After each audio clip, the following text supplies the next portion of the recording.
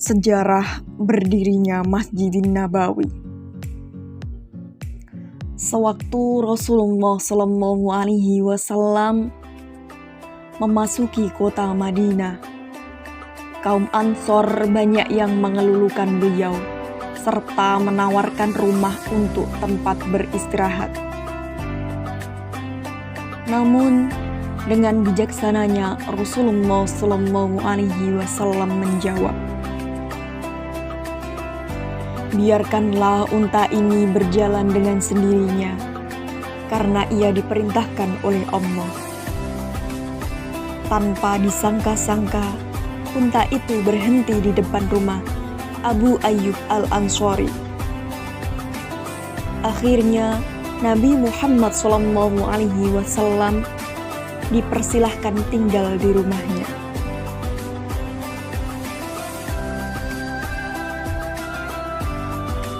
Setelah beberapa bulan tinggal di rumah Abu Ayyub Al-Ansari, Nabi Muhammad SAW mendirikan masjid di atas sebidang tanah wakaf milik As'ad bin Zurrah dan anak yatim Sahal dan Suhail di bawah asuhan Mu'ad bin Adra.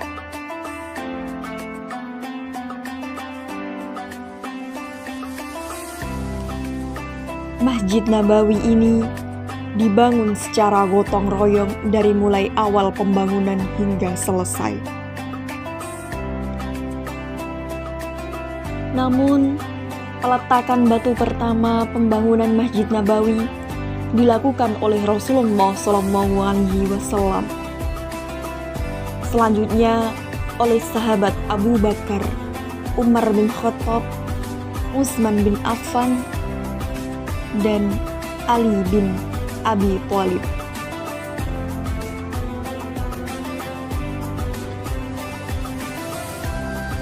Masjid Nabawi dibangun pada tahun pertama Hijriah, dan asal mulanya kiblat ini menghadap ke Baitul Maqdis. Sedangkan pada tahun keempat Hijriah, masjid diperbaiki dengan lantai dari batu bata. Setelah kiblat dipindahkan dari Baitul Maqdis ke arah Ka'bah, pintu belakang dirubah menjadi mihrab.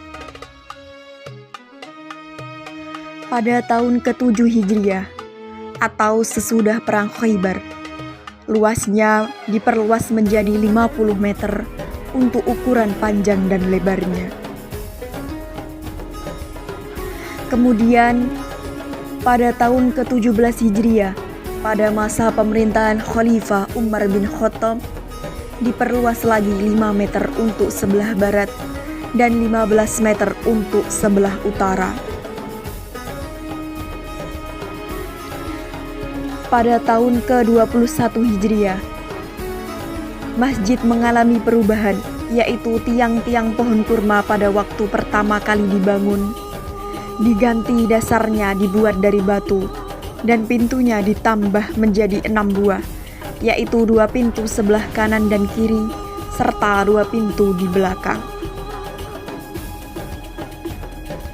Pada tahun 88 Hijriah, pada zaman pemerintahan Abdul Malik dan Umar bin Abdul Aziz menjabat sebagai gubernur Madinah, diadakannya perbaikan, yaitu lantai masjid diganti dengan batu marmer.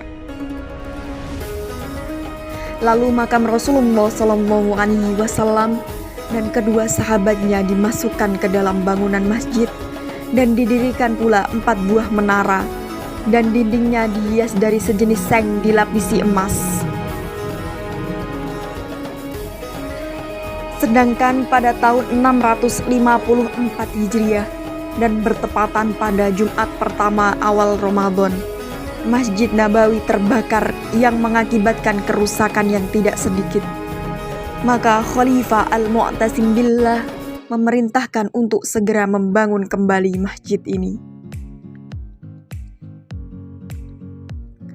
Pada tahun 886 Hijriah, akibat disambar petir, terjadilah kebakaran Masjid Nabawi untuk yang kedua kalinya.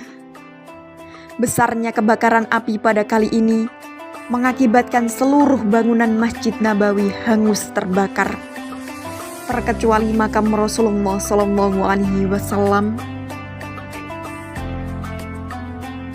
Lalu ada donatur dari masjid dari Mesir, yakni Al-Ashraf Bey, yang memberi bantuan 60.000 ons emas untuk rehabilitasi masjid yang mulia ini. Pada tahun 1265 Hijriah, di masa pemerintahan Sultan Abdul Aziz, beliau memerintahkan perbaikan dan perubahan yang paling besar dalam sejarah pembangunan Masjid Nabawi, sehingga memakan waktu yang cukup lama, yakni 12 tahun. Dalam pembangunan ini, dinding-dinding dan tiang-tiangnya dihiasi dengan ukiran-ukiran dan tulisan-tulisan indah yang terdapat di dinding. Dalam sebelah selatan ditulis oleh seorang penulis yang terkenal yang bernama Abdullah Baijudin, yang berisikan surat Al-Had, Asmaul Husna, nama Nabi Muhammad SAW, dan sebagainya. Pembangunan tersebut diselesaikan pada tahun 1277 Hijriah. Hasil pembangunannya sampai sekarang masih hidup. Demikian juga ukiran-ukiran yang tertulis indah masih tetap ada. Bangunan Sultan Abdul Majid ini antara lain untuk mengingat jasa beliau dalam usahanya memperbarui bangunan Masjid Nabawi. Maka salah satu pintu masjid yang terletak di tengah sebelah utara diberi nama Babul Majid. Pada tahun 12 Sya'ban 1348 Hijriah, Raja Abdul Aziz bin Saud mulai memperbaiki lantainya dan memperluas masjid. Pemerintah Mesir pun ikut serta memperbaiki masjid tersebut, mengingat jamaah haji semakin meningkat, apalagi setelah terjadinya Perang Dunia Kedua, di mana banyak negara-negara yang dulu dijajah kini menjadi negara merdeka.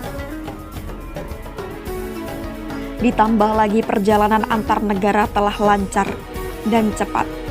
Maka sesudah pembangunan yang diadakan Sultan Abdul Majid, Raja Abdul Aziz bin Saud memperbesar dan memperbarui Masjid Nabawi Madinah tersebut.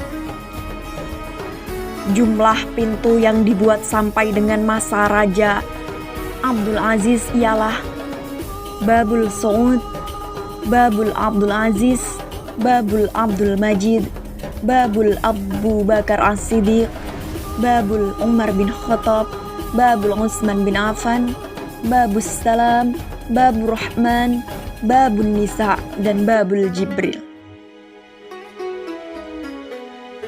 yang mana setiap pintu tingginya mencapai 6 meter dan lebarnya 3,5 meter.